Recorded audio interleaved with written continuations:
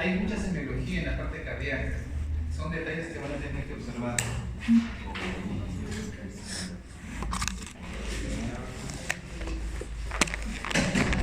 Y acá sí tienen que dar todos sus sentidos, no sé si...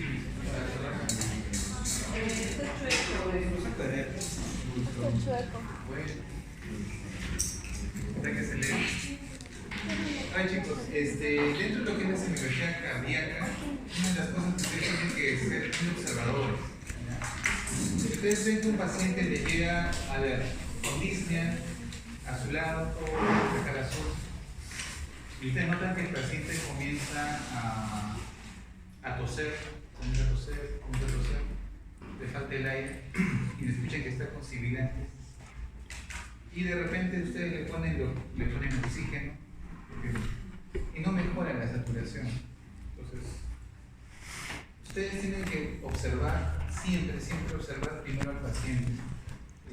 Mirar el cuello, si hay un signo muy clásico que se llama de infiltración yugular. ¿Por qué?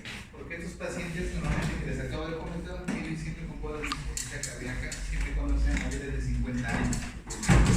Entonces, si un paciente con insuficiencia cardíaca, recuerden que estos pacientes no los vas a nebulizar. No todo paciente que tiene sibilancias es un paciente asmático. ¿Ya? Recuerden que existe lo que se llama el asma cardiogénico. ¿Ya? Para ustedes van a leer esto, lo que es el asma cardiogénico, es decir, un cuadro asmático de origen cardíaco, en el cual el paciente está haciendo congestión o edema agudo de pulmón y como signo que va a presentar es edema, sibilancias. Entonces, ¿cuál es el problema que se hace?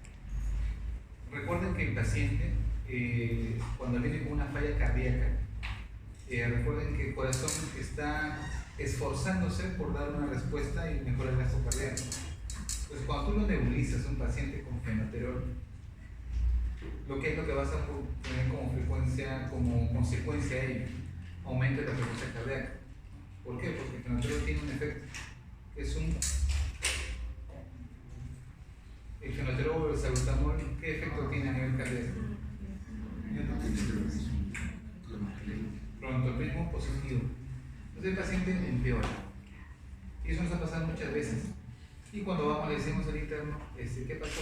No sé, doctor, le hemos puesto oxígeno, le empezado a nebulizar y se ha puesto peor. Pero todo lo está silbando, tiene sibilancias en el pecho. Y digo, denme ese cuello por casualidad. A ver, échalo y está inspirado. Entonces, el problema con él no es un problema de sibilancias porque esté con un cuadro asmático. Es un problema de él es que está haciendo una insuficiencia cardíaca. Y este paciente requiere diuréticos. Entonces, semiológicamente, ese pequeño detalle hizo la diferencia. Por tanto, en la parte cardíaca hay que ser muy observadores, ¿ya? Para poder definir, porque lo que es el diagnóstico que ustedes ven inmediatamente es viene un tratamiento. Y si dan un mal diagnóstico, dan un mal tratamiento y el paciente puede empeorar. Entonces, en el examen físico cardiovascular, antes de ello, comentarles que las causas por las cuales viene un paciente a emergencia, por la parte cardíaca, uno es disnea. ¿Ya? Siempre el paciente viene por disnea. Señor, usted hacía sus actividades habitualmente, sí, doctor, yo corría, hacía mis actividades, pero ahora me canso. Entonces, como ya se hizo la clase de disnea, la disnea es muy similar a la disnea respiratoria pulmonar. Por eso es que la disnea en sí no la podemos diferenciar a no ser que esté agregada otros signos y síntomas que van a acompañar a la disnea. ¿Listo? El otro motivo por el cual viene, y mayormente eso lo ven en jóvenes, son palpitaciones. Paciente joven dice, doctor, ¿qué pasó? Siento que mi corazón está golpeando. Entonces nosotros le tomamos un electrocardiograma y, oh sorpresa, nos sale una taquicardia paroxística supraventricular con frecuencia de 220 hasta 250. Jóvenes que tienen entre 25 a 35 años más o menos, es muy frecuente que vean así. Otra causa por las cuales vienen por palpitaciones, acuérdense esto, es en pacientes hipertensos que hacen fibrilaciones auriculares. ¿Ya? Cuando ustedes están a un paciente hipertenso de larga data, o sea, un paciente hipertenso, ¿cuánto tiempo de hipertenso? 10 años, 20 años, y les refiere que tiene palpitaciones, créanme, ¿ya? Porque cuando viene al consultorio ustedes le escultan y de repente cuando va al consultorio les cuenta, doctor, ¿sabe qué? La semana pasada ese pique de corazón golpeaba y ustedes van y le escultan. No, pero ahorita su ritmo está, su pulso está bien, su frecuencia cardíaca está normal. No sabe que usted está ansioso, que tiene problemas emocionales, que tiene problemas de trabajo. Todo paciente hipertenso de larga data, una de las complicaciones que van a presentar es fibrilación auricular. Recuerden eso, y relacionen el tiempo. Semiológicamente, cuando ustedes ven un paciente que viene con palpitaciones ya mayores de larga data con hipertensión, asócienlo con fibrilación auricular. Entonces, ¿qué es lo que tienen que hacer en este tipo de pacientes? Tienen que solicitarles un estudio tipo Holter. ¿Han escuchado el Holter? El Holter es una forma de detectar. Al paciente se le coloca el Holter y se espera por lo menos durante la semana que detecte algún cambio de la frecuencia. Porque en estos pacientes no siempre llega al consultorio con la frecuencia elevada. ¿Por qué? Porque ellos, cuando viene la palpitación, a veces hacen maniobras sin que se den cuenta de Valsalva. Aguantan la respiración y las maniobras de Valsalva corrigen las taquicardias o las palpitaciones cuando son taquicardias paroxísticas o las FAs paroxísticas. Tanto así que hay pacientes que se agarran, que ya saben, se conocen, aguantan la respiración, hacen como si van a empujar y el corazón se regula. Entonces, como saben que ya lo pueden controlar y lo pueden dominar, no van al médico, sino lo que hacen es esas maniobras. Es como cuando alguien le da el hipo, no sé cuántos de ustedes tienen la capacidad de controlar el hipo cuando empieza, en la fase inicial. Aguantan la respiración, hacen una manera Valsalva, el hipo cero, solo. Antes en el primero o en el segundo, porque si dejas que pasen más frecuencias de hipo, ya no lo vas a poder revertir fácilmente. Entonces, es muy similar las palpitaciones por taquicardia o FA. Entonces recuerden eso, otra de las causas por las cuales viene un paciente son palpitaciones. ¿Ya? Las dos comunes más es taquicardias y fibrilaciones. La otra causa de palpitaciones que también deben recordar son las valvulopatías. Ustedes van a darse cuenta que los pacientes que tienen insuficiencias aórticas, principalmente, van a venir por movimientos y percepción del latido cardíaco. ¿Ya? Eso, por ejemplo, también tenganlo presente. Entonces, cuando un paciente que viene por palpitación, o es arritmia o es valvulopatías, normalmente. La otra causa, mucho más alejada, son problemas psicológicos. Es decir, el paciente, por su ansiedad, percibe todo lo que come, ¿no? Siente hasta su pulso, su respiración, siente sus latidos, ¿no? Y eso es un problema ya netamente psicológico. La otra causa por la cual vienen los pacientes es los edemas.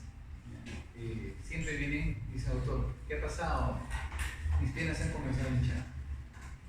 Entonces, cuando ustedes tengan un paciente que les venga por edemas, pregunten por los antecedentes. Usted es hipertenso, es diabético, tiene enfermedad renal, tiene algún antecedente. No, doctor, no tengo un antecedente. Muy bien. Pregunten si este paciente ha tenido sensaciones de palpitaciones. ¿Listo? Siempre busquen la connotación al edema cardíaco. ¿Por qué les digo esto? Porque el edema puede ser también por problemas renales, puede ser por problemas netamente hepáticos y en este caso también por problemas linfáticos. ¿Ya?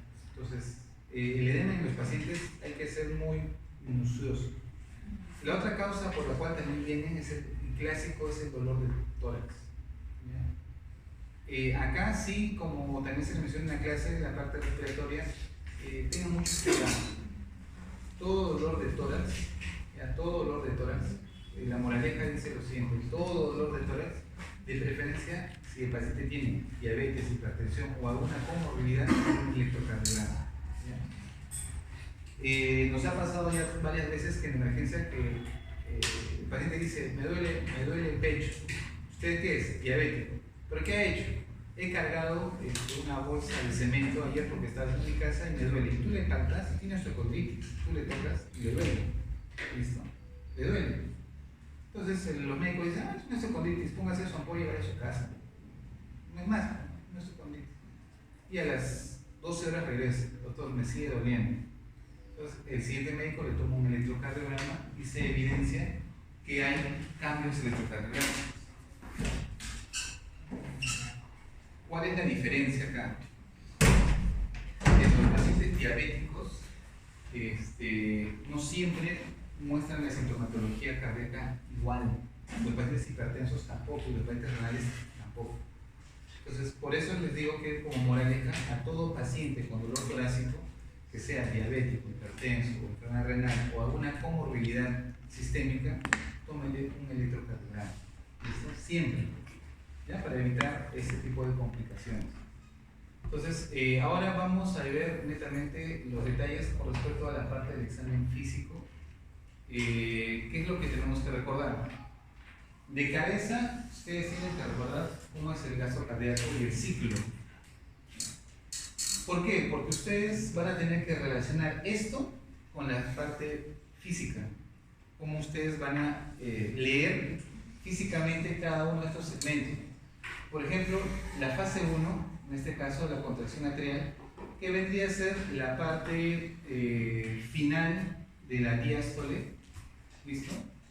Entonces, recuerden que esta contracción atrial como mecanismo es ya lograr el llenado del ventrículo derecho. En este caso hablamos un poco de la contracción, o del ventrículo izquierdo, dependiendo del llenado. Pero recuerden algo bien interesante, hablando de cavidades derechas. ¿Por qué les menciono esto? Porque recuerden que cuando nosotros tenemos un aumento de la precarga, es decir, se ha sobrellenado a nivel auricular, esta contracción va a originar que retorne sangre venosa a la jugular mediante la cava superior. ¿Listo? Y es por eso que cuando tengan una alteración de la precarga o una alteración a nivel de la contracción atrial, lo que van a tener es la famosa infiltración yugular. ¿Listo? ¿Qué les va a originar eso?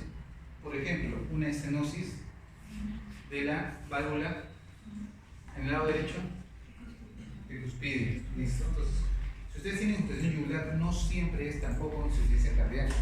También puede ser una estenosis de la válvula tricuspide. ¿Listo? El otro detalle en la fase 2, que es la contracción isovolumétrica, también tienen que recordar netamente la parte de la contracción en la fase 2, como ustedes pueden apreciar aquí, relacionado principalmente con el ruido número 1. ¿Quién produce el primer sonido del latido cardíaco? ¿Qué? Cierre de las válvulas ventriculares. Entonces, recuerden eso. Entonces, la condición volumétrica va asociada a ese primer ruido. ¿Listo? Después tenemos la eyección rápida, netamente, que es la contracción, en la cual ya tenemos justamente en la parte diastólica, eyección lenta, relajación isovolumétrica, llenado rápido y llenado lento. Entonces, cada fase tiene se va a traducir en la parte semiológica, tanto en inspección, palpación, percusión o auscultación, cuando hagamos la presencia de, por ejemplo, de los ruidos del cuarto ruido o del tercer ruido, que son patológicos, y en algunos casos el tercer ruido, que es fisiológico. ¿Listo? Entonces, recuerden muy bien estas fases. Entonces, en la contracción auricular, completa y llenado ventricular, 15-20% de volumen ventricular, reflejan los trazos de la onda A de la presión auricular y venosa, ¿no? Recordando un poco esto, en la parte gráfica de las ondas, en este caso del sistema venoso, de la presión auricular y venosa, y la despolarización auricular causa la onda P en el EKG. Entonces, ustedes tienen que relacionar EKG, semiología, cada uno en su diagnóstico que van a realizar. Muy bien, acá como pueden ver la parte de la sístole, lo que es netamente la sístole auricular o atrial, ¿no? Que es lo que justamente se va a reflejar a nivel de las ondas P. La segunda fase, que es la contracción del ventrículo izquierdo, en este caso como ejemplo, que es la contracción isovolumétrica, inicia con la llegada de iones de calcio a las puertas de la contracción y se encadena la interacción angiotensina. Y en el EKG se va a presentar principalmente en el pico de la onda R. ¿Ya? Este va a ser justamente la traducción de esta fase 2 a nivel del EKG, y también van a tener que ver con respecto al cierre de las válvulas auriculoventriculares. ¿Listo? y aumenta la presión del ventrículo izquierdo hasta exceder la presión auricular izquierda, más o menos en 10 a 15 milímetros de altura. Ahora, la contracción isovolumétrica, hay un periodo entre la apertura de la válvula pulmonar y la aórtica, y esto netamente cuando tenemos un volumen fijo. En este periodo se ausculta el primer ruido, cierre de la válvula mitral cuspidia, recuérdenlo muy bien, y por el gran aumento de la presión que se produce producción de las válvulas auriculares hacia las auriculares y se produce la onda auricular. Entonces, en este caso, cuando nosotros tenemos insuficiencia de las válvulas, esta onda, ustedes mencionan la onda C, se altera. ¿Listo? Entonces, cuando ustedes vean las gráficas de las ondas, alteración de la onda C significa probablemente insuficiencia de las válvulas mitral y tricuspide. ¿Listo? Muy bien. En la fase 3 de la expulsión rápida, cuando la presión en el ventrículo izquierdo excede la presión de la válvula aórtica y por tanto hay una apertura rápida. La presión del ventrículo izquierdo se eleva hasta alcanzar un valor máximo, después desciende. Esta fase produce una gran caída del volumen ventricular y el máximo flujo aórtico. ¿Listo? Entonces tenemos la primera fase de expulsión rápida y después tenemos la cuarta fase, que es de expulsión lenta, ¿no? Donde disminuye la concentración de calcio citosólico a causa de la captación de este elemento en el segmento R y por influencia del fosfolambano, ¿no? Y aparece la reproducción del ventrículo T. Acá quiero resaltar algo. Con respecto a la fase de expulsión lenta, cuando tenemos problemas de estenosis aórtica, ya recuerden esto, esta fase de expulsión lenta puede ser mucho más prolongada. ¿Listo?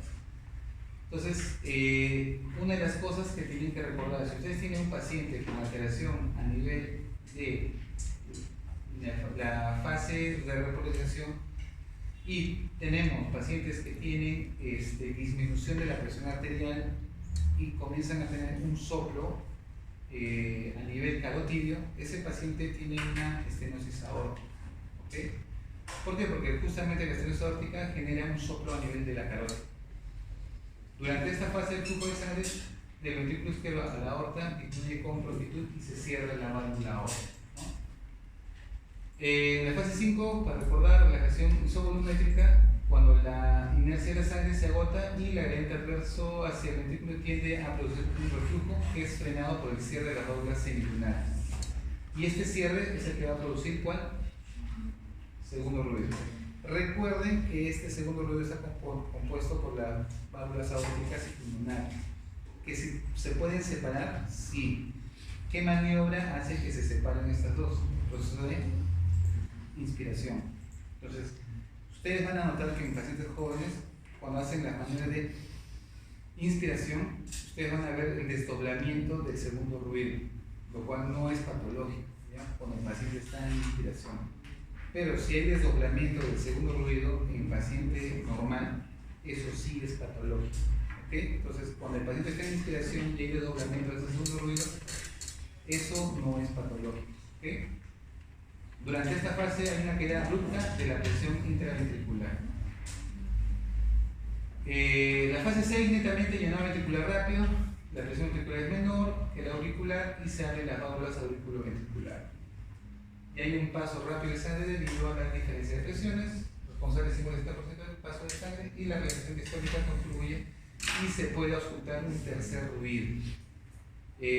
Netamente el tercer ruido normalmente puede ser fisiológico, muchas veces lo vamos a encontrar en jóvenes, en pacientes de mujeres gestantes también van a encontrar el tercer ruido, ¿ya? Y puede considerarse como fisiológico. Y el llenado ventricular lento, la diástasis inicial, a reducirse el gradiente entre las auriculares y los ventrículos. El paso sanguíneo se hace lento, es responsable del 20% de llenado ventricular y es una fase corta del ciclo cardíaco y termina cuando se inicia una nueva desconexión auricular. Entonces, eso es más o menos recordando las fases que vamos a tener. Ahora, una cosa que tienen que recordar semiológicamente es la parte del gasto cardíaco. Vamos a ver lo que es el volumen latido. En este caso, es el volumen de sangre situado en una contracción ventricular. y este volumen latido es el volumen diastólico final y vamos a tener el volumen sistólico final. Entonces, es el volumen usado en un latido en mililitros. ¿Para qué nos sirve esto? Ustedes cuando hagan la parte semiológica van a solicitar un análisis o un estudio ecocardiográfico y les van a dar lo que se llama la fracción de eyección. ¿Listo? ¿Qué es la fracción de eyección? ¿Qué saben sobre ese término? Ya, la fracción de sangre que sale del corazón. Ya, ¿cómo se mide? ¿Para qué me sirven? Dentro de la clasificación de las insuficiencias cardíacas, les van a decir, tu paciente tiene una fracción de eyección del 30%, del 45%, del 50% o del 60%. ¿Listo? ¿Qué significa eso? Recuerden que en la parte final, en el volumen diastólico final, o sea, la parte final de la diástole, nosotros tenemos un volumen determinado. Y recuerden que en el momento que se hace la contracción ventricular izquierda, no toda la sangre, el 100% de la sangre, va a pasar a nivel de la aorta. ¿Me dejo entender? Va a quedar una cierta cantidad. Entonces, hay un volumen diastólico final y hay un volumen sistólico final. Es decir, cuánto de sangre llenó mi ventrículo y en la contracción, cuánto de sangre quedó. ¿Listo? Y esto me va a dar el volumen latido. ¿Qué significa? La cantidad real de sangre que pasó a la aorta, ¿listo? Y va a quedar una fracción pequeña. ¿Qué es la fracción de eyección? La fracción de eyección es el volumen latido entre el volumen diastólico final. ¿Ya? Para que me puedan entender, es así. Ustedes recuerden que tienen en la parte cardíaca, ustedes saben que hay un volumen de sangre que va a llenar su ventrículo izquierdo. ¿Ya? Y cuando va a salir a nivel de la aorta, esta cantidad que es el volumen diastólico final, o sea, es la cantidad de sangre final que tiene el paciente, va a tener que ser inyectado a nivel de la aorta. Pero no toda la sangre va a ser inyectada, va a quedar un volumen pequeño. Este volumen pequeño de sangre y acá y esta cantidad de sangre que sí ha logrado salir, esta cantidad de sangre que logró salir se conocen como el volumen latido o el volumen que realmente sí salió de la cavidad ventricular, pero hay una cantidad pequeña que va a quedar. ¿Listo? Este de acá es el volumen sistólico final. Entonces, la fracción de eyección me dice lo siguiente: yo quiero saber qué capacidad tiene mi ventrículo de sacar la sangre a la aorta. Tiene buena potencia de contracción, tiene buena fuerza para poder sacar. Entonces, yo lo hago en porcentaje y digo mi volumen latido entre mi volumen diastólico final. Es decir, cuánto del porcentaje del total de sangre logró salir. Esta es la relación y esto te llama fracción de eyección. ¿Ok? ¿Se entiende? Entonces, ¿qué pasa si mi corazón solamente bota la mitad y queda el 50% aquí y solamente logró botar el 50%? ¿Qué significa eso? Que mi corazón tiene una fracción de eyección del 50%. Quiere decir que la capacidad de mi ventrículo no es buena. ¿Por qué? Porque está haciendo que se quede casi la mitad de sangre. Doctor, mi fracción de eyección es del 35%. ¿Qué significa eso? Que de 100 mililitros, digamos, solamente ha logrado botar 35 y están quedando ¿cuánto? 65. Y eso es malo. ¿Por qué? Porque esa cantidad que se va acumulando va a seguir llegando sangre de precarga y se va a seguir acumulando y el corazón se va a exigir mucho más y hace insuficiencia cardíaca. Es por eso que cuando tenemos fracciones de eyección bajas, este es un problema del ventrículo izquierdo. ¿Y qué pasa, doctor, si yo tengo fracciones de eyección normal? Doctor, normal. Pero el paciente está con insuficiencia cardíaca. ¿Qué lado creen del corazón que está afectado? El derecho. Recuerden, los pacientes con insuficiencia cardíaca derecha, sus fracciones de eyección son normales. paciente les mande una fracción de eyección normal no significa que no tenga algo, tienen que investigar. Por tanto, buscarán semiología de insuficiencia cardíaca derecha. ¿Listo? Y normalmente esos pacientes hacen hepatomegalia, problemas de edemas inferiores, ¿no? Signos de problemas de circulación pulmonar. ¿Ok? Muy bien. Entonces, por eso es importante que memoricen estos valores.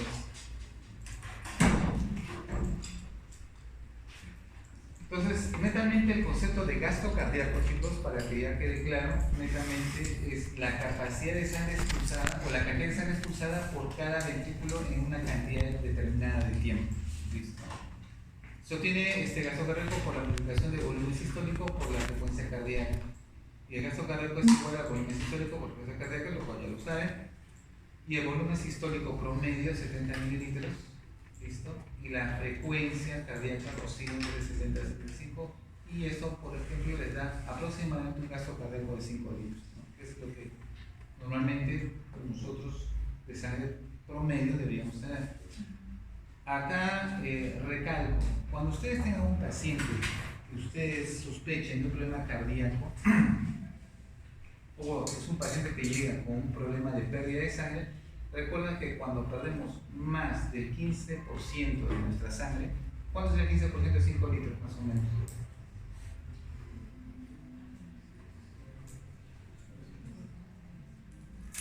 ¿15%? Calculen.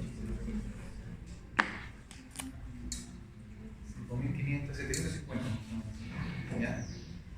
750 mililitros significa que el paciente va a hacer signos de hipoperfusión o de shock, es decir, se puede desvanecer o hacer un 5. Pero si el paciente tiene más de la pérdida del 20%, este paciente entra en shock. Y si tiene el 30%, sería por ejemplo. ¿Ok? 30% ¿cuánto sería? Más o menos, casi 1,5 litros. Entonces, un paciente no puede perder más allá de 1,5 litros de su sangre. Listo. ¿Eso por qué les pongo en salvedad? Las mujeres gestantes que hacen problemas de retención de placenta o hacen problemas de sangrado por atonía uterina, suelen justamente fallecer, y eso pasa en el cerebro. Muchas mujeres fallecen en el momento del parto justamente por eso, por pérdida de sangre, y no hay reposición de volumen. Entonces, recordando un poco ello, ¿no? Y la distribución de flujos sanguíneos, recuerden, en primer lugar, donde va a ir la mayor cantidad de nuestra sangre es en el hígado, le sigue después la parte muscular y renal. ¿Listo? Y nuestro cerebro en cuarto lugar. ¿Por qué les menciono esto? Porque cuando tenemos un problema a nivel de hipoperfusión, el primer órgano que se va a lesionar y evidenciar es el riñón. ¿Listo? Entonces, en la parte cardíaca, siempre ustedes pregunten, señor, ¿usted tiene edemas? Sí, se agita mucho, sí, y está orinando. ¿Por qué? Porque cuando baja la perfusión y el gasto cardíaco disminuye, el paciente tiende ya no a orinar. Y el paciente no se da cuenta, ni siquiera lo percibe. Ah, no me he dado cuenta. Entonces, sí, doctor, a la siguiente viene, sí, doctor, noto que ya no orino tan frecuentemente como antes. Y eso significa que el paciente ya está con signos de hipoperfusión. ¿Listo? Entonces, vamos a ver lo que es el examen físico cardiovascular, una inspección general, inspección por la arteria cordial, lo que es la palpación, percusión y auscultación. ¿Listo? En la parte de inspección, chicos, sean observadores. Primero, la actitud o la postura. Es muy diferente que yo venga y venga, chicos, me falta el aire, vamos a conversar con ustedes y hablo. O muy diferente que venga y yo me falte el aire y me agarro el pecho. ¿Me dejo entender? Por ejemplo, el signo de Levin, que es el signo clásico de los infartos. Cuando viene, siempre el que viene con un infarto viene así, doctor, me duele el pecho. ¿Por qué se agarra? ¿Por qué pone siempre la mano? Porque si le viene un paciente y le dice, doctor, me duele el pecho, como que clínicamente y científicamente el paciente con infarto agudo miocardio siempre se inclina y se agarra el pecho.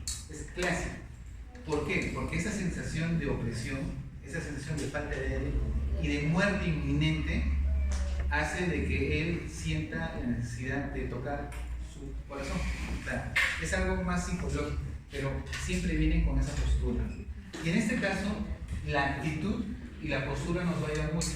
Si viene semisentado o sentado, o viene nortornea, en un caso de disnea intensa, o el signo del almohadón, ¿ya? O de Lechman, inclinación del tórax hacia adelante, apoyados en una almohada.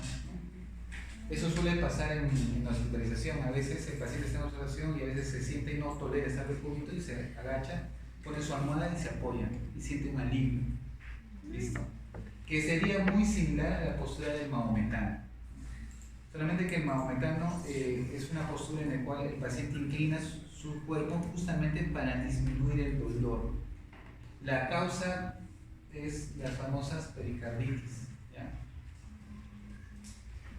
Cuando un paciente viene con problemas de pericardio, adoptan estas posturas mahometanas. Si el paciente viene con ortornea, como se les mencionó, es un paciente que normalmente tiene problemas cardíacos. Entonces es un paciente que viene, tú lo echas y el paciente no quiero estar sentado, no tolero estar echado. Listo. Entonces la postura con la cual usted le llegue el paciente, listo, va a ser, por ejemplo, acá pueden ver el signo de la almohada. Un paciente que se apoya ante la silla y pone su almohada.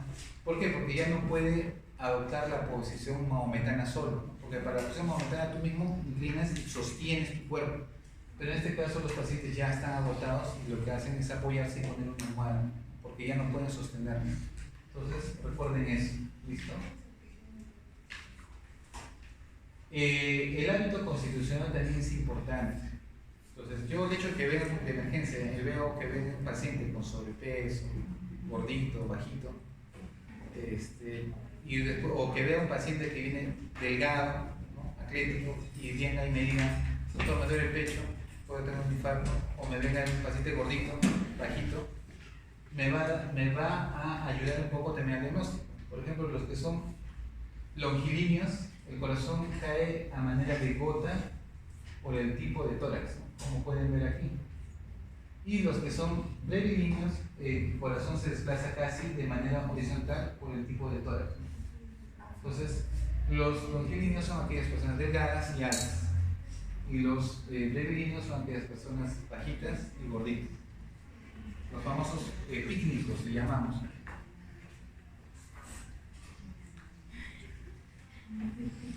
Entonces, obsérvenlos y vean.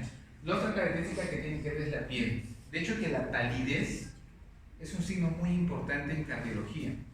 Si ustedes le viene un paciente con dolor de pecho y está pálido, eso es un infarto hasta que no se demuestre lo contrario. ¿Listo?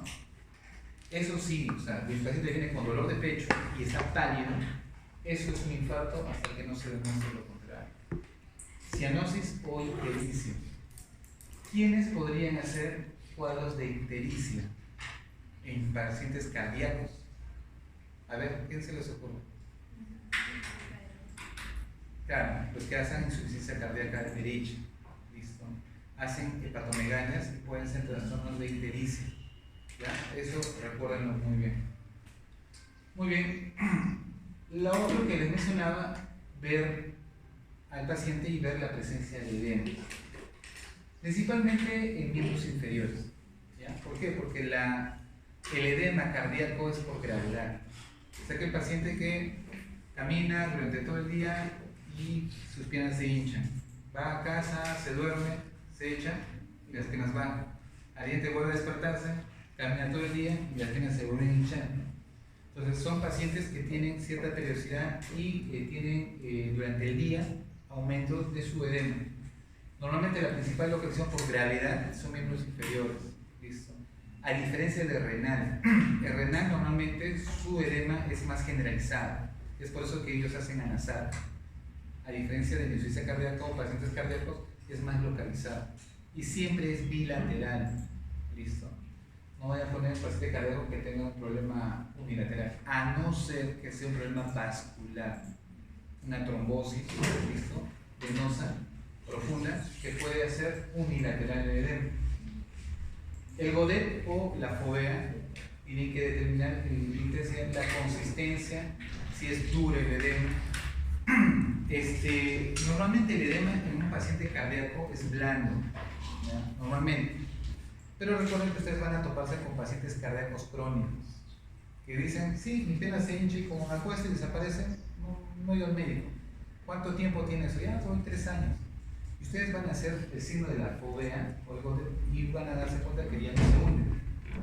Se ha puesto un edema duro. ¿Listo?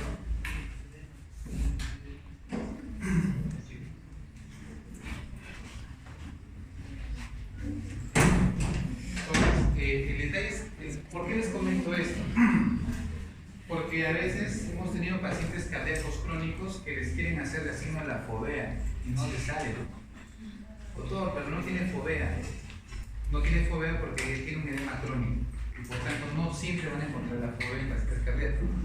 Si tiene fovea es porque es un edema agudo. Es decir, probablemente durante el primer mes el paciente está presentando esa lesión. Lo otro que tiene que ver es la elasticidad de la piel y la temperatura. ¿Cómo es el edema de los pacientes cardíacos? ¿Frío o caliente?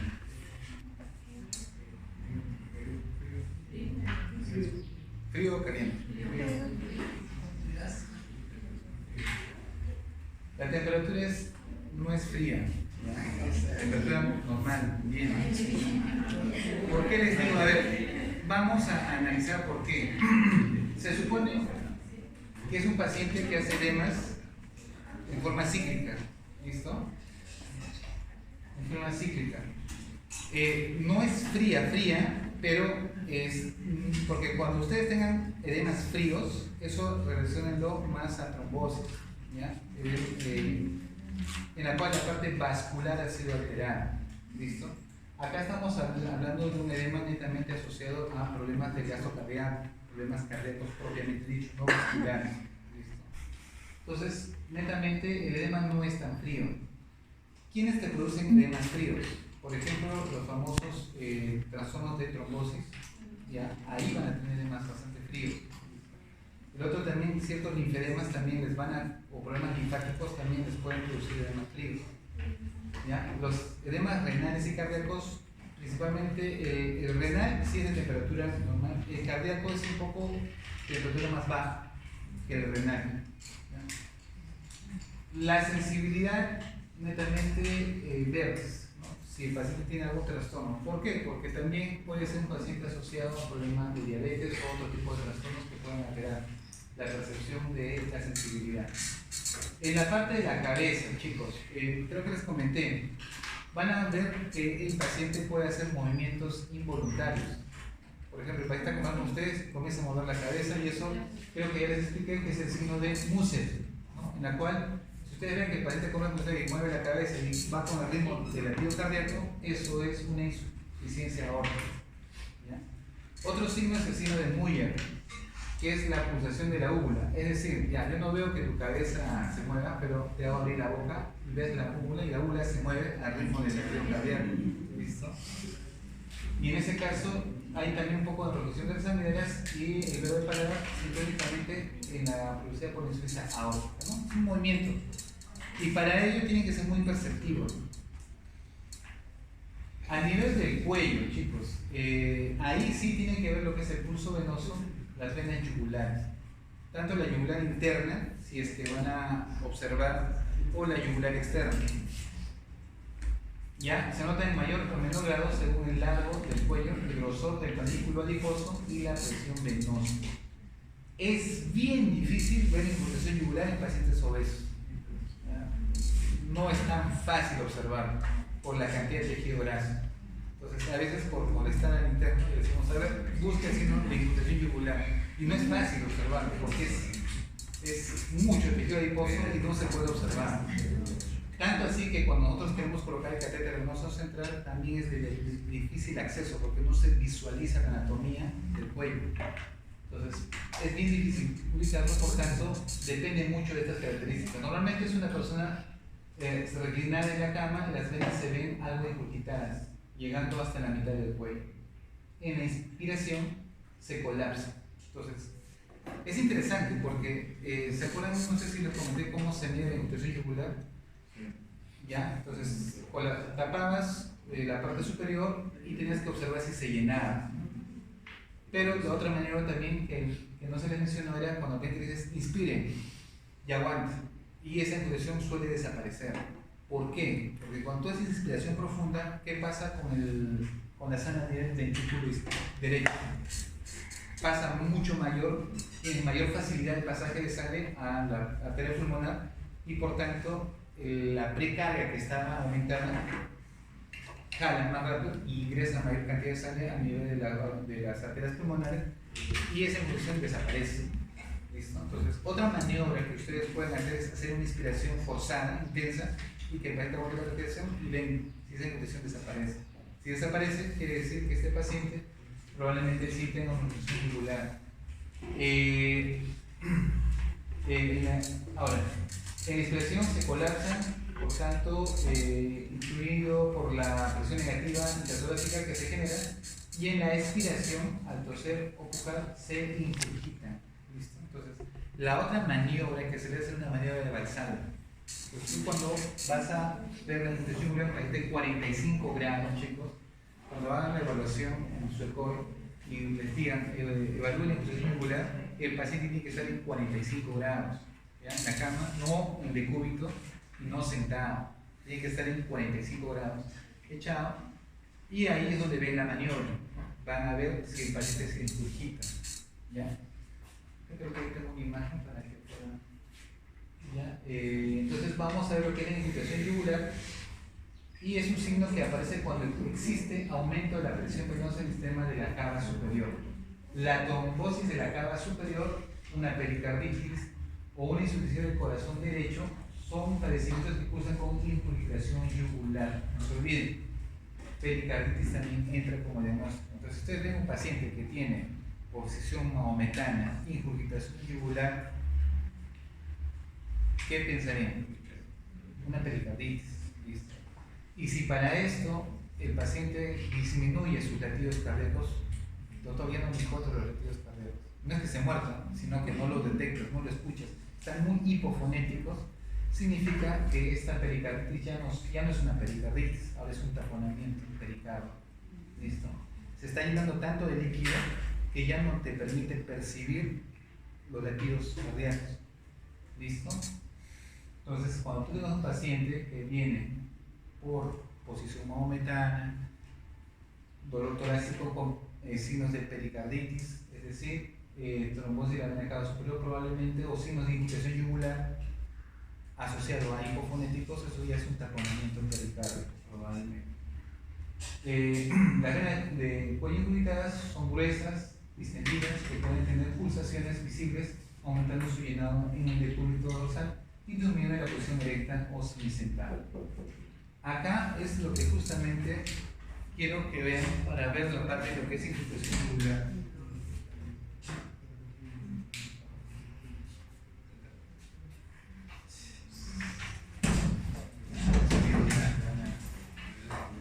A ver, chicos, por ejemplo, ustedes ven acá muy evidentemente una infiltración yugular que parte de la parte inferior, a nivel de la base de la clavícula, así, y llega hasta la parte del maxilar. Entonces, ¿esta es una infiltración yugular? Sí.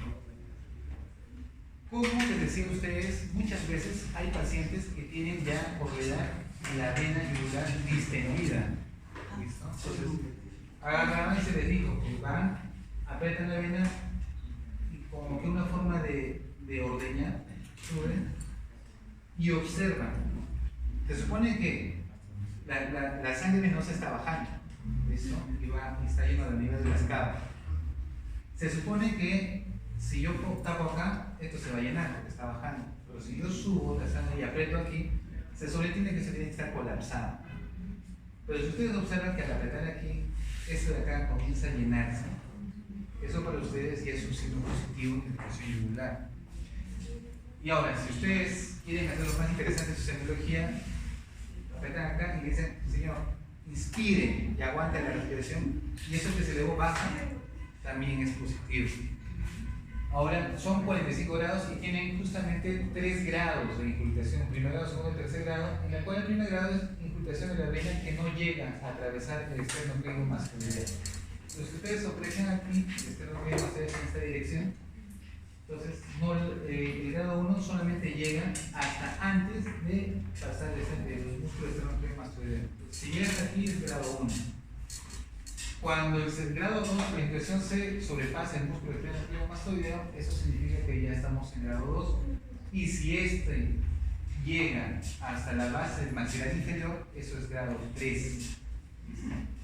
Entonces, normalmente van a encontrar ustedes pacientes con grado 1 y hasta grado 2. Ya grado 3 ya es una severidad bastante amplia del paciente. Y son pacientes que ya requieren de manejo de unidad de cuidados intensivos.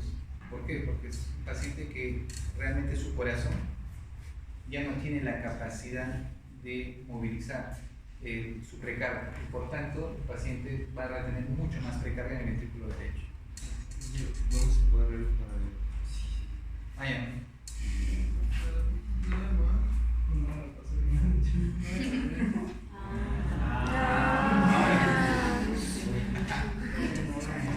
Ya, entonces, como pueden apreciar, la infiltración yugular en este caso es un tercer grado. ¿Ya? Y van a ver que a nivel de la base del maxilar está completo. Y su punto de referencia es el músculo esternocleido mastoideo. ¿Y qué grado de severidad tiene su infiltración yugular? Primer grado, segundo grado, tercer grado, ustedes tienen que decirlo. Y en su historia clínica describirlo. ¿Okay? Por eso es que nosotros usamos cruces. Cuando ustedes vean la historia clínica, van a ver, no le ponen infiltración yugular, le ponen IY. Cuando vean la historia clínica, le ponen así: IY negativo, o le ponen IY positivo. Y si le ponen positivo, le ponen positivo hasta 3 cruces. ¿Me dejan entender? Si le ponen una cruz, significa que es primer grado. Si le ponen 2 de 3, segundo, y así sucesivamente. Entonces, no, cuando vean este símbolo, es infiltración yugular, ¿ya? Porque no lo van a encontrar, los médicos ya no escriben completo. Y eso está mal, porque según el reglamento de historias clínicas, nosotros no deberíamos usar siglas, debemos usar palabras completas. Pero hay siglas ya estandarizadas, ¿ya? Por ejemplo, ruidos hidroaéreos, por ejemplo, RHA. Eso, por ejemplo, ya está estandarizado. Entonces, todos ponen RHA. Murmullo vesicular, todos saben que es MB. Entonces, ya son siglas estandarizadas que lo van a ver en historias clínicas. Eso también tienen que aprender. ¿Cuáles son las siglas estandarizadas y cuáles no? Porque si no, cuando van a historia clínica les van a molestar. ¿Por qué has hecho la sigla? ¿Por qué has escrito así? Entonces, tengan mucho cuidado. Listo, entonces que quede claro esto les doy yugular porque es un signo que sí lo pueden apreciar en pacientes. Listo. Lo otro que también tienen que observar es lo que es a nivel del cuello, lo que es la danza o el baile arterial. Movimientos de la carótida que brincan en caso de sístole. Tú estás observando el cuello y vas a darte cuenta que a nivel de la carótida comienzas a... Tú normalmente cuando quieres percibir el latido, tú pones acá y sientes el latido. Pero en este caso tú vas a ver cómo el latido se hace evidente. Entonces, eso de acá normalmente lo van a evidenciar en pacientes que tienen insuficiencia aórtica. ¿Ya? Van a ver presencia de mayor flujo a nivel de las carótidas. Muy bien, lo otro también que tienen que ver a nivel de lo que es tórax, la intención general, fenómenos visibles, nuevamente la coloración de la piel a nivel de tórax, tienen que observar arquitectura de la región, su anatomía o la proporción de su tórax, la composición externa y el choque de punta si es visible. Eso sí observen al paciente, porque normalmente quienes van a poder ver el choque de punta, y en realidad sí se ve. Yo tuve la oportunidad de ver así solamente cuando el paciente se quitó el polo y ya miraban cómo se levantaba y la zona del espacio intercostal. Pero eran pacientes con disminución de masa muscular y disminución del tejido graso, porque en un obeso nunca van a ver un choque de punta. Listo. Mediante la inspección estática y dinámica van a ver lo que son latidos positivos en el sentido de levantamiento o negativos en sentido de depresión en las regiones precordial, epigástrica y cervical. ¿Listo? Entonces, hay que observar netamente a nivel de toda la parte precordial el choque de punta. ¿Listo? ¿Y a qué hablamos con el choque de punta? Hablamos sobre la contracción del ventrículo izquierdo. La ubicación normalmente del choque de punta se va a ver a nivel del quinto espacio intercostal. ¿Okay? Observen siempre, cuando el paciente se quite polo, observen esa zona. ¿Ya? La zona delimitada son los puntos circulatorios del corazón. Muy bien. ¿Cómo ustedes van a hacer la parte de la inspección y observar netamente la zona cardíaca? Recuerden que nosotros tenemos puntos auscultatorios. Tienen lo que es la parte aórtica, pulmonar, tricuspidia, mitral y accesoria aórtica, ¿no? O R. Entonces, estas ubicaciones, vamos a verlo cuando hagamos la parte de auscultación, nos va a limitar netamente la referencia de la posición de nuestro querido corazón, que es lo que queremos evidenciar. Por tanto, toda esta zona que limita estos puntos auscultatorios también tienen que ser inspeccionados. ¿Listo? El famoso latido apexiano y el choque de punta del ventrículo izquierdo. William Harvard en el año 1928 fue uno de los médicos muy observadores en cuanto a la parte cardíaca, ¿ya? Y se ocupó del choque de punta y destruyó muchas de las ideas erróneas que existían sobre su origen. Se denomina choque de punta al levantamiento que experimenta la región apexiana por el empuje de la punta del ventrículo izquierdo hacia adelante durante el comienzo de la sístole cardíaca, por lo que también se denomina punto máximo de impulso, el PMI. No lo usamos mucho esto, más usamos el famoso choque de punta. ¿Listo? Constituye la verdadera inspección dinámica del funcionamiento cardiovascular.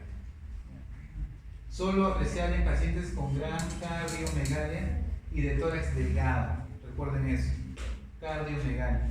Es decir, si ustedes ven un choque de punta, ese paciente tiene crecimiento ventricular izquierdo, ¿ya?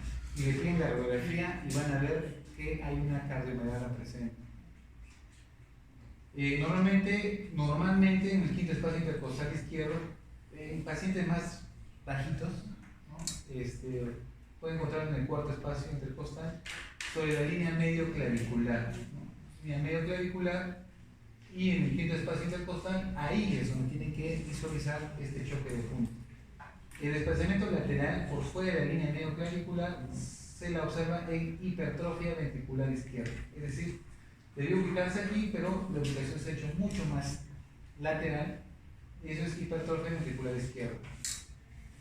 Puede ser concéntrica, sostenido, excéntrica, desplazado hacia la izquierda, o daño de filas disminuido o desplazado, y aneurismas de punta, doble incursión alternante del látex. Es raro ver un aneurisma a nivel de esta zona, pero puede ser evidenciar que sí. A veces los aneurismas de aorta también pueden generar desplazamiento. Los aneurismas de aorta torácica pueden generar desplazamiento del corazón. Entonces, no siempre es cardiomegalia. También puede haber ensanchamiento de la aorta y eso también puede condicionar desplazamiento del corazón. Ahora, no siempre tampoco es crecimiento del corazón. También puede deberse a cuadros de atelectasias masivas en los cuales hay retracción y eso hace el desplazamiento cardíaco hacia determinado. Por ejemplo, si yo tengo una atelectasia en mi pulmón izquierdo, recuerden que mi pulmón izquierdo va a colapsar y por tanto, por tracción, va a hacer de que mi corazón se desplace más al lado izquierdo y eso también puede generar un choque de punta. ¿Me comprenden? Entonces, todo paciente con choque de punta, ¿qué tiene que pedir? Una radiografía para definir si es cardiomegalia o es desplazamiento o alguna atelectasia que ha originado este problema. ¿Okay? Muy bien, latidos apexianos igualmente en la parte de otras localizaciones del corazón, también en niños. recuerden, no lo van a encontrar en el quinto espacio intercostal, sino en el cuarto espacio intercostal. En adultos, en el quinto, y en ancianos, en el sexto espacio intercostal. ¿Listo? Y todo sobre la línea medio clavicular, principalmente casi podríamos decir que es lo que es el foco mitral. ¿Por qué? ¿Cómo ubicamos el foco mitral auscultatorio? Línea medio clavicular y quinto espacio intercostal, ahí es el foco mitral. ¿Ok? Muy bien. En pícnicos, es decir, pacientes bajos, gorditos, no se han visto en las películas los motociclistas, ¿no? Que andan en moto, que son barbudos, bajitos, gorditos. Entonces, ese es el típico pícnico. Son obesos, ¿no? Principalmente, y también mujeres embarazadas. El latido de la punta asciende y puede observarse por encima del quinto espacio intercostal. ¿Por qué embarazadas? Por el desplazamiento, ¿listo? De la parte del crecimiento uterino, ¿no? Y algo hacia afuera. En los longilíneos, es decir, los delgados, se sitúa más abajo y adentro, hasta puede llegar hasta ubicarse en el sexto espacio intercostal. Entonces, es relativo ese cambio. Por tanto, cuando hagan la semiología, la auscultatoria o palpatoria o visual inspección, vean primero la característica del paciente para ubicar en qué zona puede estar el choque de punta. En el glúteo lateral izquierdo, posición de pachón, van a ver muchas veces, tú vas a querer encontrar el choque de punta y no lo vas a ubicar. Entonces haces la maniobra de pachón, en la cual el paciente lo vas a recostar en el glúteo lateral izquierdo y un poco inclinado, y vas a poner justamente en ese espacio, aquí te puedes recostar tu mano, o vas a observar, y como vas a desplazar el corazón más pegado hacia el tórax, se va a hacer más evidenciable este choque de punta. La punta se desvía de 2 a 5 centímetros hacia la línea, la región axilar. Es decir, como estás haciendo que descienda, vas a notar que del quinto espacio intercostal ya no lo vas a ubicar en la línea medio clavicular, sino entre la línea medio clavicular y la línea axilar anterior. En ese espacio puedes ubicar este choque de punta. Las alteraciones fisiológicas de choque de punta se observan mejor en el individuo sentado. ¿Okay? Muy bien, la parte de la forma de gestión consiste en un golpe protosistólico hacia adelante de forma redondeada, limitando un área de ordinario inferior a más o menos 2.5 centímetros de diámetro en sujetos delgados, y netamente de la parte de la localización. La intensidad del choque de punta depende del grosor de la pared. Entonces, ¿se acuerdan que les mencionaba?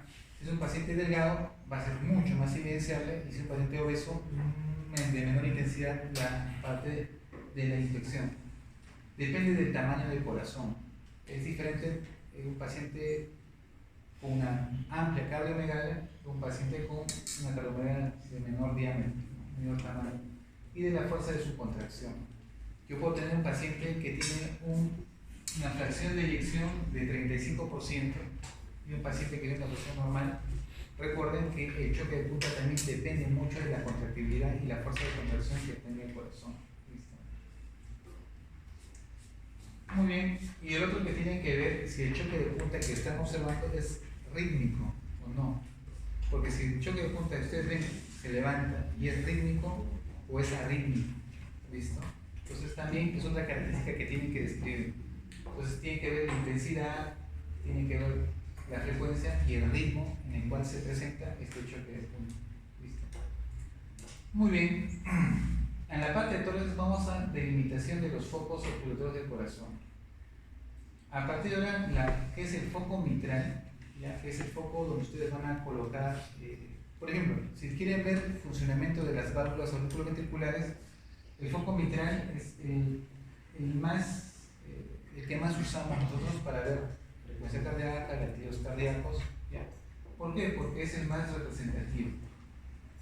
Si recordarán, no se les mencionó mucho que había un desdoblamiento del primer ruido, solamente hay desdoblamiento del segundo ruido. ¿Listo? Entonces, como no hay desdoblamiento del primer ruido, el foco auscultatorio para nosotros del primer ruido siempre va a ser el foco mitral. Casi no usamos mucho el tricuspidio. Entonces, el foco mitral en la punta cardíaca, más o menos en el cuarto y quinto espacio intercostal, es donde vamos a poder nosotros visualizar en la línea medio clavicular, más o menos aquí, en el quinto espacio intercostal, nuestro foco mitral. Ustedes van con el telescopio o lo ponen ahí y van a escuchar los diferentes ruidos, soplos o la presencia de créditos o el sonido que ustedes puedan encontrar a nivel de este punto auscultatorio. El tricuspidio es en el apéndice sifoides o en el ventrículo izquierdo, en la articulación costo-externa derecha, zona de mayor contacto del ventrículo derecho. Entonces, en la parte de sifoides y más o menos apegados a lo que es la parte externa del lado derecho. Ahí es donde van a encontrar el foco tricuspidio. Ahora, en la parte aórtica, netamente en el segundo espacio intercostal, ¿listo? Primero, segundo espacio intercostal, justamente en el borde lateral derecho del esternón. En esta zona está el punto auscultatorio aórtico y la parte pulmonar exactamente también en el segundo espacio intercostal, pero al lado del borde lateral izquierdo, justamente del esternón.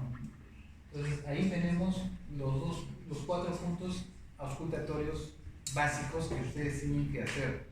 Cuando hagan su parte de evaluación, lo primero que se va a ver es cómo ustedes colocan el estetoscopio en cada uno de esos puntos. Lo tienen que hacer adecuadamente. ¿Ya? Hay un foco accesorio aórtico o de ERP, ¿ya? Que es el quinto foco auscultatorio cardíaco. A la altura o algo a la izquierda en el esternón o en el punto que une la línea que une el foco aórtico clásico con la punta del corazón, corta el borde izquierdo del esternón. Es decir, a ver, el foco aórtico clásico, el foco mitral, entre los dos, más o menos se va a ubicar lo que es el punto accesorio, mentalmente de ODR, ¿no? Es un foco aórtico que también te permite escuchar el recorrido de la aorta, principalmente de la aorta torácica, ¿ya? Entonces, es importante que lo recuerden porque en ciertas patologías de aneurismas van a poder auscultar mejor ciertos soplos en ese nivel. Muy bien, entonces los focos auscultatorios del corazón, como acabamos de ver, tienen el foco mitral, el cuspidio, acá tienen el aórtico, el pulmonar y el accesorio. ¿Listo? Entonces es importante que lo recuerden. ¿Qué puede desplazar? Como pueden ver acá, este es un corazón en el cual tenemos una marcada cardiomegalia, predominantemente el ventrículo izquierdo. Acá también tenemos predominantemente el ventrículo izquierdo. Y acá tenemos más bien un paciente delgado, donde podemos observar que ni siquiera se acerca al punto de choque de punta, porque está más pegado a la parte paraesternal izquierda. Entonces, los pacientes con hipertensión arterial, recuerden eso, chicos, los pacientes hipertensos de larga data desarrollan cardiomegalia e hipertrofia ventricular. ¿Ya? Eso, por eso es importante que pregunten ese antecedente. La estenosis aórtica también genera crecimiento ventricular por dilatación. La insuficiencia aórtica también va a generar lo mismo. Miocardiopatía hipertróficas y miocardiopatía dilatadas también generan desplazamiento de choque de punta. ¿Y qué causas extracardíacas podrían originar eso? Lo que les mencionaba, las famosas atelectasias pulmonares izquierdas. Como va a colapsar el pulmón, jala y va a desplazar el corazón. Adherencias pleurales izquierdas, las famosas senequias, ¿no? En la cual la pleura se pega y hay retracciones. Neumotórax derecho, ¿ya? Entonces, de repente el paciente dice: doctor, no puedo respirar. Estaba caminando y sentí como que hubiese golpeado el tórax y no puedo respirar. Y ustedes ven que se presenta un choque de punta.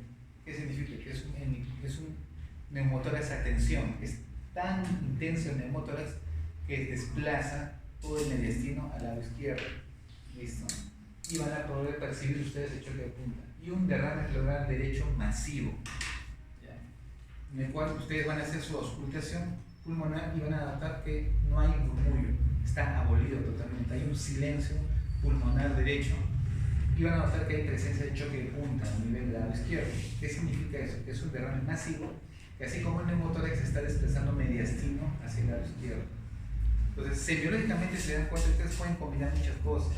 Es importante combinar la parte de examen físico respiratorio con el examen físico cardíaco. ¿Ya?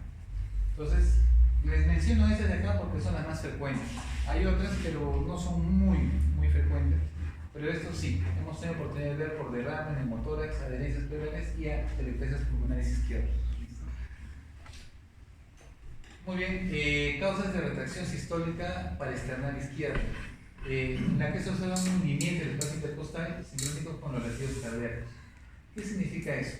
Normalmente con el latido, cuando hay sístole, supuestamente cuando hay contracción, hay empuje del corazón, debe levantarse, pero acá se da el efecto inverso. En vez de empujar, jala, y van a ver que se hunde, ya no pulsa, sino se mete para adentro. Ese es el efecto inverso, las causas de retracción sistólica. Y en este caso, hipertensión pulmonar. ¿Ya? Recuerden eso. Si ustedes ven un paciente con tórax y ven que ya no ven un latido justo en la zona de choque de punta, sino ven que se hunde, eso puede ser una hipertensión pulmonar. ¿Listo? Puede ser una estenosis mitral, una estenosis pulmonar, una insuficiencia pulmonar, una insuficiencia tricuspidea, aneurismas del ventrículo o tumores retrocardíacos. ¿Qué significa eso?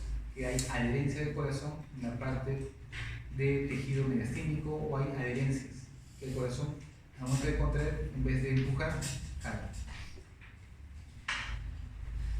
En la parte del abdomen se les mencionó que tiene que ver algo muy peculiar, las famosas hepatomegalia. ¿Por qué? Porque si un paciente tiene hepatomegalia y tiene signos de falla cardíaca derecha, signos de insuficiencia cardíaca, ese paciente probablemente tiene falla cardíaca derecha. ¿Listo? Sobrepasando el centímetro de borde costal por sobre los límites estimados como normales para cada grupo de edades. Pueden encontrar un soplo. ¿Qué pasa si ustedes auscultan y encuentran un soplo? En el abdomen. Para ustedes, un soplo en el abdomen es un aneurisma, hasta que no se demuestre lo contrario. ¿Listo? Pues el sonido producido por la turbulencia que produce la sangre a través de los pasos dificultosos, ejemplo, aneurisma de aorta abdominal. Justo les comentaba por qué semiológicamente nosotros hacemos primero auscultación en abdomen y recién hacemos inspección, auscultación, palpación y percusión dejamos para el final. ¿Por qué? Uno de los motivos era para no alterar los ruidos hidroaéreos, ¿no? Porque imagínate, palpas, haces presiones por acá, mueves, estimulas las vísceras y puedes aumentar los ruidos hidroaéreos. Tú después vas a auscultar y dicen ruidos hidroaéreos aumentados. Pero no están aumentados porque tengo una patología, sino que los manipularon. Era una de las causas, pero la otra causa es esto. Cuando ustedes lean la semiología del abdomen, hay un libro de Massey que menciona la historia de esto. Muchos pacientes cuando hacían las maniobras de abdomen se morían. Entonces agarraban, palpaban y morían. ¿Qué sucedía? Que palpaban el aneurisma y lo rompían. Entonces, por eso es que también el protocolo de auscultación es importante. Porque si tienes un paciente, a veces también es evidente, si es delgado van a ver cómo una masa se levanta, el latido aórtico, van a ver cómo el abdomen se levanta. Pero en caso de gorditos no lo van a observar y van a ver que sí van a escuchar un soplo. Entonces primero ausculten antes de manipular el abdomen. Es un consejo. No va a ser que después manipulen y el paciente haga la ruptura de un aneurisma y ahí lo van a cambiar de sitio. Si entró caminando, ¿por qué murió? ¿Qué pasó? La famosa clásica frase. Entró sano y salió falleció. Ya, latidos epigástricos se observan en condiciones normales en individuos delgados. Hagan la prueba, con los que son delgaditos, hagan la prueba de colocar un objeto a nivel de epigastrio y échense en la cama y observen si el objeto se levanta o no. ¿Ya? Y se dan cuenta que muchos van a ver un latido. es normal en la parte epigástrica poder tener un latido, ¿listo? Aorta. No se van a asustar, normal de pacientes delgados. Después del ejercicio ventricular se produce la proyección hacia adelante de la región epigástrica. Otras veces el latido epigástrico consiste en una retracción sistólica de esa región y el latido negativo motivado por la transmisión del latido cardíaco, lo que puede suceder en este ritmo fisiológico. Sin embargo, tal hallazgo puede ser anormal si es que nosotros tenemos un ventrículo derecho hipertrofiado. ¿Qué significa? Si tengo crecimiento del ventrículo derecho, sí voy a ver latidos abdominales. Pero ¿qué sería con la clínica asociada? ¿Me dejo entender? Si un paciente dice, doctor, yo siento que me late acá, pues no le van a decir de frente, porque usted probablemente tenga un ventrículo derecho hipertrofiado. Tienen que buscar si hay hepatomegalia, si hay edemas en los inferiores, signos de insuficiencia cardíaca derecha. ¿Okay? Pero si es que el latido es normal, es fisiológico. Muchos tienen eso. Y hagan el experimento, echen de su cama y pongan un objeto. Y van a ver que el objeto sigue el ritmo de su corazón. Bueno, la escena de lo que les mencionaba, netamente lo que es el edema, ¿ya? Es la acumulación de líquido en el espacio tisular intersticial y además en las cavidades del organismo. Normalmente la localización es bilateral, ¿ya? Puede ser en miembros cara, patelar, región presacral, allá. Es bien curioso que hemos visto pacientes con los objetivos internos en la cual, doctor, el paciente no tiene edemas. ¿Estás seguro que no tiene? Sí, doctor, no tiene edema. Y en realidad, pues, las enfermedades tienden a colocar al paciente con ciertos edemas, a echarlos en 45 o 30 grados y las piernas lo levantan. Las camas ya tienen esa facilidad. Entonces levantan sus piernas justamente para que eviten hacer edemas. Entonces a veces el interno va y dice, a ver, ¿quién tu paciente edemas? Levanta la sábana, busca fobia, no, doctor, no tiene edemas. Bueno, tú te confías, no tiene edemas. Pero cuando pasamos la visita médica, destapa a tu paciente, lo volteamos y buscamos edema sacro. Recuerden que no lo vas a encontrar en los inferiores, porque por gravedad todo ha bajado acá. Entonces cuando hacemos fobia acá, se hunde hasta 4 cruces. Y desde un interno, tú has dicho que tu paciente no tiene edemas. Entonces el signo del edema no siempre lo van a buscar en pretibianos, porque yo creo que todos hacen eso. ¿Tiene edemas? A ver, un ratito, doctor. No, o sea, si tu paciente está echado, de hecho que no vas a encontrar edemas si ese paciente está con la espina nacional. Busquen región, como dice acá, presacral. Busquen ahí si tiene edemas. Si hay edemas, tienen que reportar mi paciente tiene edemas. Listo. La conciencia es blanca, como el renal, ¿ya? Y la conciencia dura cuando ya se produce un linfedema o el edema ya es crónico. ¿Listo? Nuevamente la intensidad, hasta 4 cruces, ya saben ustedes, las mediciones no lo voy a resaltar. Y empezando al paciente diariamente. Esto de acá tienen que hacerlo, chicos. Pesar al paciente. ¿Ya? Ustedes tienen que ver el modo.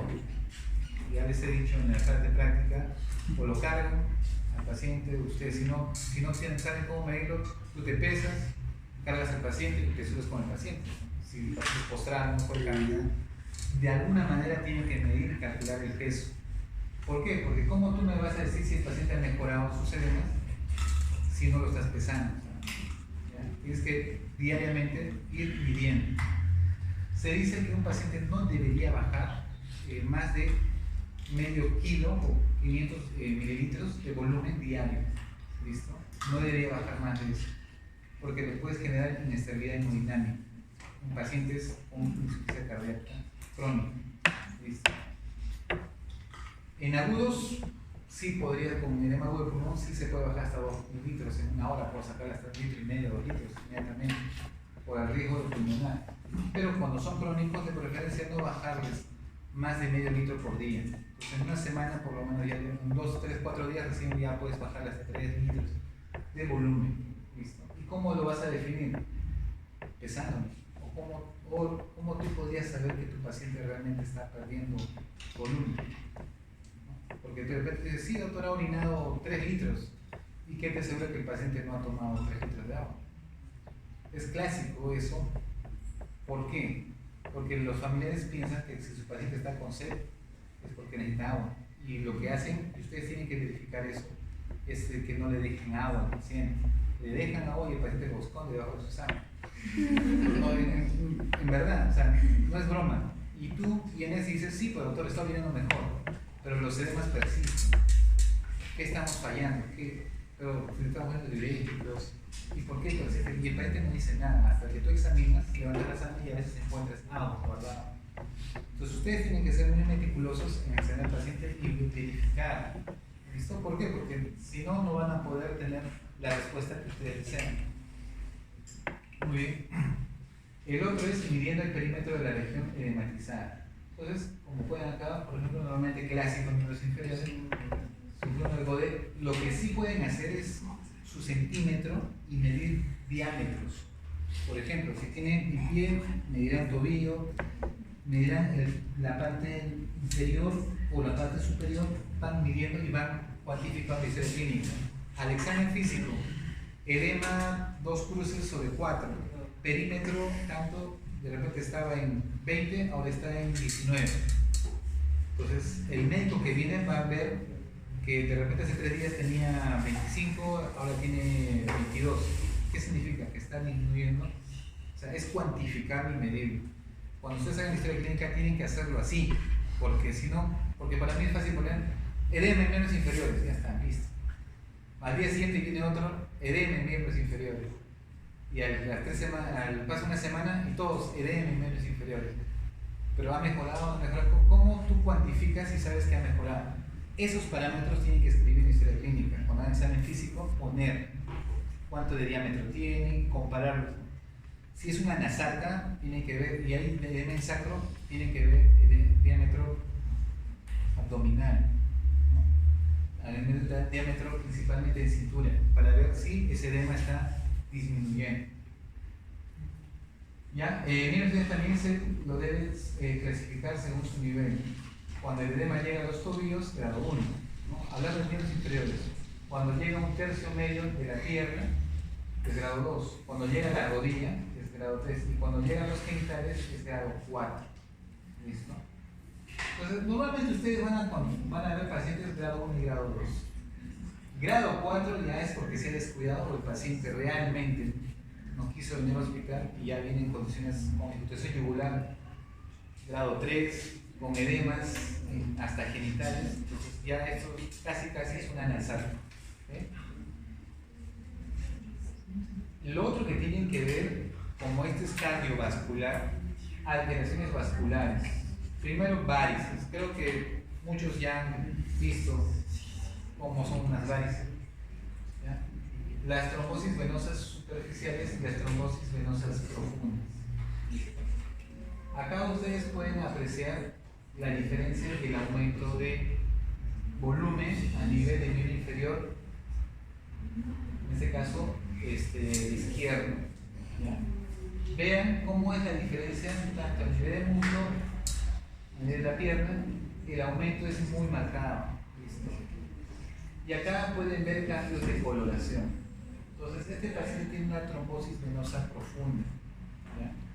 Ustedes pueden ver cómo el miembro inferior comienza a edematizarse.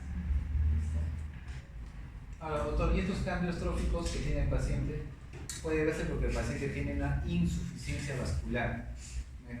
Una cosa es trombosis y otra cosa es insuficiencia. La insuficiencia significa que su capacidad de movilización de fluidos sanguíneos es baja y por tanto ya no hay una adecuada irrigación y el pie comienza a cambiar de coloración. ¿Listo? Entonces ustedes van a ver pacientes que ya no tienen vellos, comienzan a caerse los vellos. Si yo tenía bastante vellos en mi pierna, ¿qué ha pasado? Durante estos 2 años ha caído. ¿Qué significa? Que tiene una insuficiencia vascular, no hay una adecuada irrigación y todas las veces comienzan a caer. Doctor, mi piel ha comenzado a oscurecerse, ya está más oscura, no hay adecuada vascularización. ¿Listo? Entonces todos esos signos tienen que observar. Y si ya hay un aumento de volumen brusco, eso es un edema, una trombosis venosa profunda. Y si, doctor, yo tengo la misma característica, delgado, pero comienza a ponerse cianótico, mi piel, ¿eso qué es? Una trombosis arterial. ¿Ya? Entonces, las trombosis arteriales no hacen edema, aclarando. ¿Ya? solamente las trombosis venosas profundas, ¿ok? O las superficiales también podrían hacer. ¿Listo? Entonces, las trombosis arteriales son de emergencia. Si ese paciente no se le hace un procedimiento de revascularización, ese paciente va a perder la pierna. ¿Listo? Y eso es amputación. Muy bien, en la parte de palpación, chicos, ya tenemos ahorita, ¿querés? Ya, en la parte de palpación, netamente ver la parte de la vibración. La palma de la mano es la más sensible para ello y la punta de los dedos es más sensible a las pulsaciones. Entonces, cuando ustedes quieren, una cosa es ver el choque de punta y otra cosa es palparlo. La palpación y choque de punta se hace con los dedos. ¿Listo? Si yo sé que el choque de punta está en el quinto espacio de la línea medio clavicular, pondré mi dedo ahí. Y tienen que ver que levanten sus dedos. Pero si yo quiero vibraciones, por ejemplo los frémitos, que son vibraciones, a veces en nosotros ponen acá y van a sentir como que un temblorcito. Y eso también puede ser la parte con la palma, no con los dedos. Parte todo el área precordial con la palma de la mano. Entonces, ¿qué es toda la parte precordial? Las zonas auscultatorias. Pues ponen la parte aórtica, van a pulmonar, van a bajar al mitral, cuspide, y van a palpar si hay algún sonido, si hay una vibración o hay algún choque o algún movimiento extraño que puedan percibir. Debe realizarse en distintas posiciones: decúbito supino, sentado, decúbito lateral izquierdo, listo. Netamente acá como la manera de cachón, ¿no? Ahí aprovechen, aparte para visualizar, también aprovechen para poder palpar. Sentado con ligera inclinación hacia la izquierda o adelante y el decúbito ventral. Entonces, como pueden apreciar, todas esas maniobras de palpación tienen que hacerlas en el paciente. Y les comentaré que casi no muchos hacen la maniobra de palpación, ¿no? Casi no, porque en este caso todos en cardíaco van a la auscultación de frente. Y como tenemos ahora la ecocardiografía, entonces dice, ¿para qué busco choque de punta? ¿Para qué hago todo eso? Bueno, con mi ecocardiografía mido diámetro, tamaño, crecimiento ventricular, y tengo todos los datos. ¿Para qué? Entonces, actualmente muchos de los médicos ya no hacen eso cuando tienen ecocardiografía, pero ustedes en su salud no van a tener ecocardiografía. Tienen que usar sus armamentos semiológicos para poder buscar diagnósticos de crecimiento ventricular. Entonces, acá, como pueden apreciar, se puede palpar. Si se dan cuenta, hay una maniobra en la cual dices, muy bien, si la parte de digitación me permite visualizar el choque de punta, y yo sé que el choque de punta puede estar en el quinto espacio portal, cuarto o sexto espacio, entonces coloco mis dedos en la línea medio y coloco en los tres espacios, cuarto, quinto y sexto, que serían las zonas de mayor participación. Y una vez que he colocado ahí, hago el barrido transversal. Voy al lado de la línea axilar anterior o retrocedo para la línea paraesternal izquierda. Es una forma de recorrido para que ustedes puedan, en forma de digitación, percibir si hay algún choque de punta. ¿Listo? Porque a veces no lo van a visualizar, más si lo pueden sentir, ¿no? ¿Listo? Y acá está con la palma para poder percibir vibraciones. ¿Ya? Momentos pulsátiles, choque de la punta, y otras vibraciones valvulares palpables, choques valvulares. ¿Listo? Estremecimiento catario de la ENEC, que es el frémito o el tril. ¿Listo? Es la vibración que se va a generar por transmisión justamente de estas vibraciones valvulares, y el ritmo de galope diastólico, que también se puede percibir como un golpecito, y roces pericardíacos palpables, el frémito pericardio. Esto de acá, recuérdenlo muy bien, cuando tenemos un paciente con pericarditis, ¿cómo ustedes van a auscultar el corazón y decir, doctor, el paciente tiene pericarditis? Primero la semiología, posición mahometana, infiltración yugular, ¿qué más hemos dicho? Posición mahometana, infiltración yugular, Y a veces los ruidos, como es una inflamación del pericardio, los ruidos cardíacos están hipofonéticos, levemente. Cuando ya es totalmente hipofonético, eso ya es taponamiento cardíaco porque se ha llenado de líquido el pericardio y aleja. Y recuerden que el líquido anula los sonidos. ¿Ya? Entonces, en este caso, cuando tenemos frémito, no hay líquido, sino lo que está sucediendo es que las paredes del pericardio están rozándose. ¿Cómo ustedes pueden comparar ese sonido? El maestro decía que una forma de compararlo es comparar, no sé, si tienen su casaca de cuero o cuero, agarran y frótenlo. ¿Ya? Froten ese sonido que se genera al frotar cuero, escúchenlo muy bien y exactamente ese mismo sonido cuando ustedes ausculten la parte cardíaca y escuchen un sonido como frote de cuero, eso es una pericarditis, ¿ok? Hasta que no se demuestre lo contrario. Entonces, hagan ese experimento en su casa, froten cuero y escuchen ese sonido, y ese sonido es típico de pericarditis, ¿ok?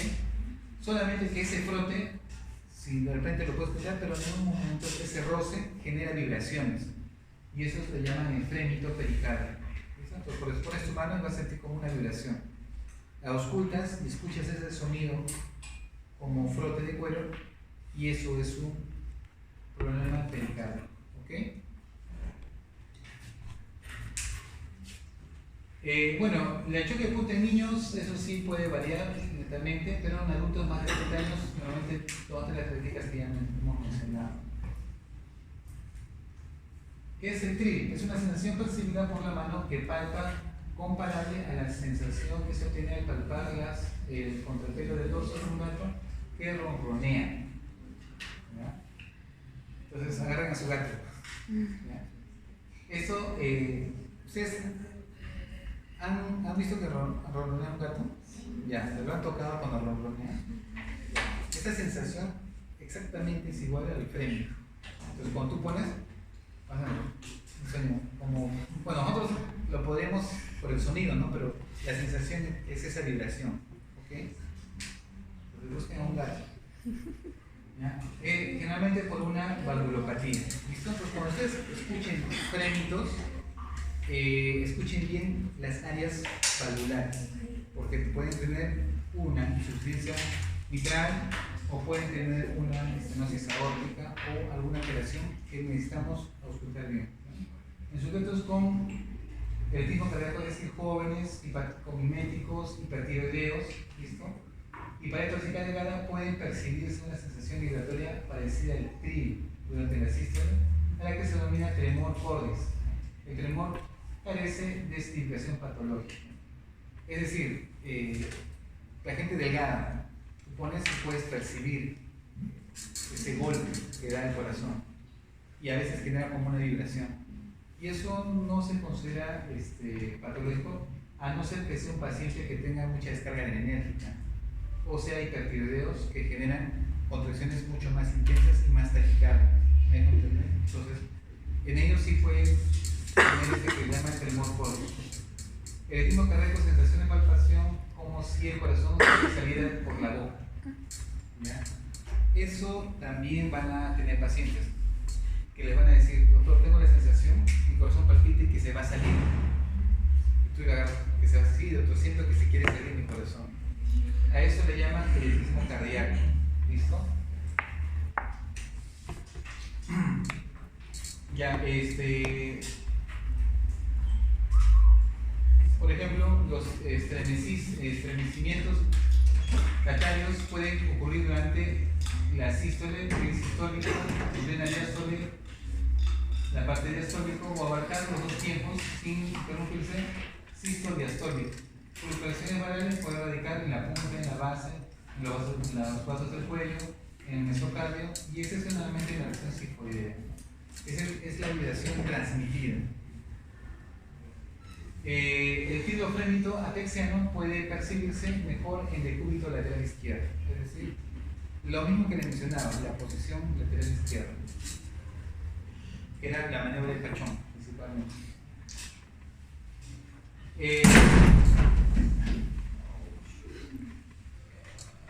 Muy bien, el choque de cúpula de Barr, o más conocido como el choque de la punta, como una pelota que golpea la mano en cada sistema. Es decir, hay un aumento de la amplitud, duración del choque identificada en la hipertrofia del ventrículo izquierdo. Entonces, cuando tú pongas tu mano y sientas el latido y como que golpea en un empuje, a eso le llaman el famoso choque de cúpula de Barr. Todo siento que golpea, hasta uno siento que quiere levantar mi mano, como que golpea. Algo adentro está golpeando. Entonces a eso le llamaron el choque de cúpula de Barr.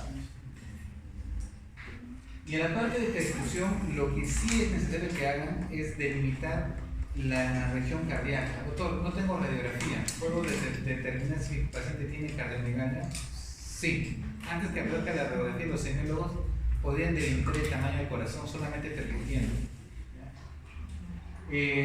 La zona en contacto directo con la pared torácica, zona de matidez absoluta, zona separada por tejido pulmonar, zona de matidez relativa, ¿ya? Vamos a ver, dada por la aurícula derecha entre el tercero y el quinto espacio intercostal, y más arriba por la porción inicial de la aorta ascendente.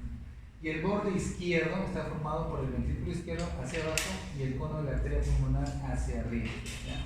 Entonces, estas zonas son las que vamos a percutir, principalmente la zona en contacto directo con la pared torácica, matidez absoluta, ¿listo? O sea, es decir, la parte céntrica del corazón debe ser mate sí o sí, ¿ok? Y la zona separada del tejido pulmonar, zona de matidez relativa, netamente donde está lo que es la aurícula derecha, ¿ya? Y eso se va a ubicar entre el tercer y quinto espacio intercostales del lado derecho, y más arriba por la porción inicial de la aorta ascendente o el punto auscultatorio aórtico. Entonces, esa zona también van a tener que ser de su percusión y ver si hay matidez. ¿Por qué le llaman matidez relativa? ¿Por qué? Porque si tú al paciente lo desplazas, esa matidez se va a mover, ¿me dejo entender? Pero si al paciente la matidez más bien absoluta es así, tú lo muevas al paciente derecho, izquierdo, para adelante, para atrás, se va a permanecer porque justamente la ubicación del corazón no se va a alterar en la parte céntrica, pero sí puede alterarse en la parte lateral. Muy bien. Entonces, ¿cómo hacemos la técnica de percusión? Diferente palpación.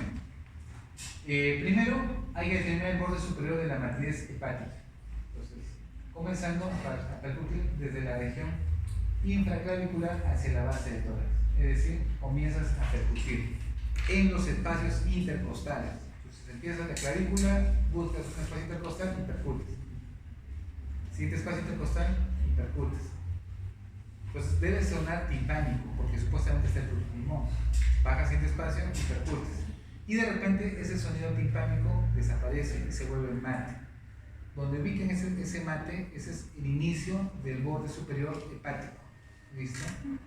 Y siguen mate hasta que encuentren el borde, supuestamente el borde costal inferior, lado derecho, que corresponde hasta el límite inferior del hígado. Una vez que han hecho su ubicación, ¿listo? Determinan el borde derecho del área cardíaca, percutiendo en sentido transversal desde la línea axilar anterior, recuerden, a derecha hacia el esternón, a nivel de los espacios intercostales tercero, cuarto y quinto. Entonces empiezan ustedes, línea axilar anterior, y empiezan a percutir. Justamente en el espacio, ustedes avanzan en forma transversal y ese timpanismo va a desaparecer, va a comenzar a aparecer un mate, pero ya no en forma inversa, sino en forma transversal. Donde empiece la matidez, esa vendría a ser la primera limitación cardíaca. Pasan al cuarto espacio intercostal, en la línea axilar anterior, y comienzan a percutir hasta donde aparezca una matidez, y eso también delimita el borde cardíaco derecho. Y en el quinto espacio intercostal es exactamente igual, y así, si desean, agarran la lapicera, mal, ¿ya? Y delimitan lo que es el borde derecho del corazón. Lo mismo van a hacer específicamente con el lado izquierdo, pero la diferencia con el lado izquierdo es que ya no es exactamente transversal. ¿Por qué? Porque acá lo hacemos transversal porque normalmente la limitación del borde es casi lineal, pero en el lado izquierdo no es así. Acá tienes las curvaturas propias del corazón. Entonces acá la percusión va a ser radial y transversal. Entonces, en sentido transversal y oblicuo está desde la línea axilar anterior, igual partimos izquierda hacia el esternón, y también en sentido vertical, ascendente o descendente. Entonces, en todas las direcciones van a comenzar a percutir. ¿Para qué? Para delimitar adecuadamente el borde cardíaco izquierdo. Entonces, una vez que han hecho la percusión, ustedes ya deben delimitar más o menos el tamaño cardíaco. ¿Ok? Tienen que hacerlo, ¿por qué? Porque de otro modo eso les va a permitir tener una visión. No tienen rayos X, entonces tienen que hacerlo. Imaginen que en sus serums quieren determinar si el paciente tiene cardiomegalia. ¿Cómo harían? Entonces la percusión viene a ser una manera semiológica que se puede hacer. Entonces, de esa manera delimitan. La matidez absoluta, como pueden apreciar, se localiza en el triángulo cuyo vértice está a la altura del cuarto cartílago costal y cuya base se confunde bien delimitación con la matidez hepática. El borde derecho vertical corresponde al borde izquierdo del esternón y el borde izquierdo es oblicuo hacia abajo y afuera, extendiéndose desde el vértice hasta un poco por dentro del choque de punta.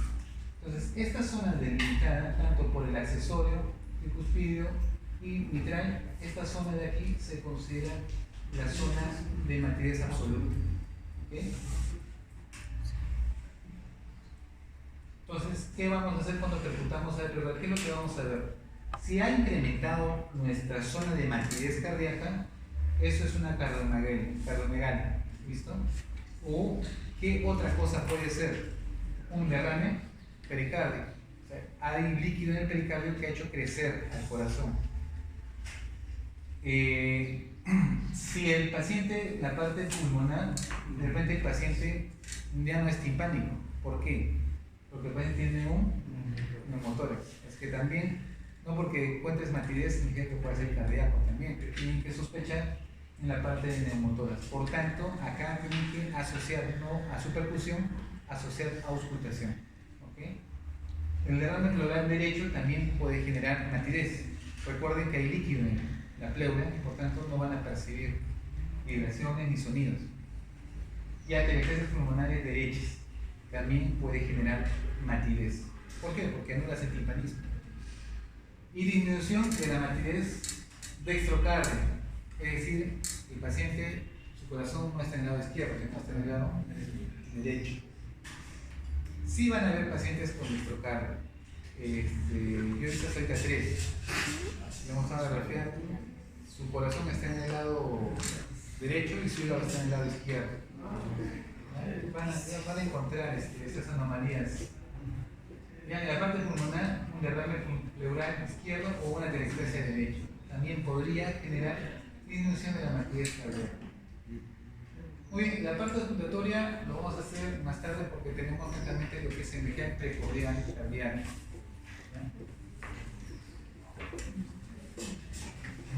Un repaso porque lo veo